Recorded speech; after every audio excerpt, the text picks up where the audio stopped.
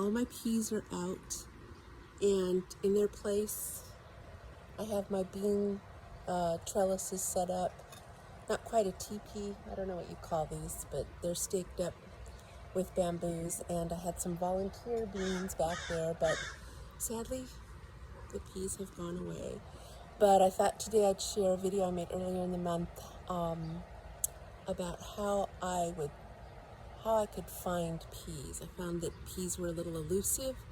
The green peas especially, they tended to blend in with the foliage, and I came up with my own little technique. It may not be unique to me, I don't know. I had never heard anyone say it, it's just something I figured out. So I'm gonna share that with you now.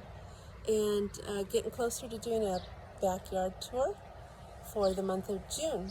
So this is just a little peek of the backyard. See you next time. Sometimes it's just so hard to find the peas in all the greenery, especially if they're green. The purple ones obviously have a little more visibility. There's a purple one right there, a little tiny one. And so that's easier to see. But the green ones, you really have to move the plant because that gives you better visibility.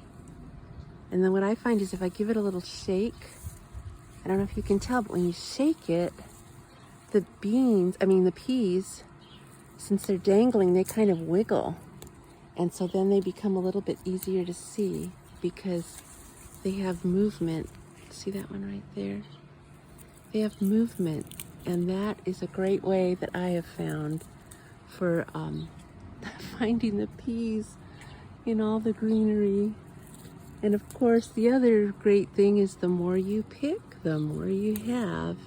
So I try to stay on top of them and pick the peas daily, or at least every other day. I like them tender. I don't like when they get big and tough and stringy. These are probably a little smaller than I would normally pick them at, but I'm gonna be busy, so I'll grab what I can while I can. And plus, I'm also gonna be taking this bunch of peas out soon, so let's enjoy them while we have them.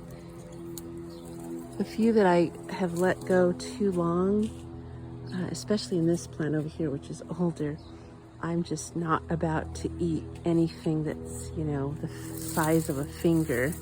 Something like, say, this, that's gonna be way too tough and hard to chew. So I'll let that mature a little more, and then I'll have some fresh pea seeds to plant next time it gets a little cooler, maybe in the fall or maybe next spring.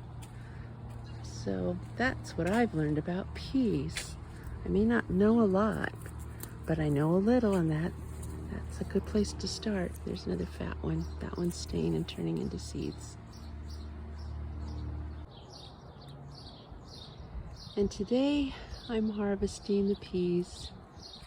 I think that June is the traditional month for taking the peas out in my zone, but mine have gone much past the point of looking healthy.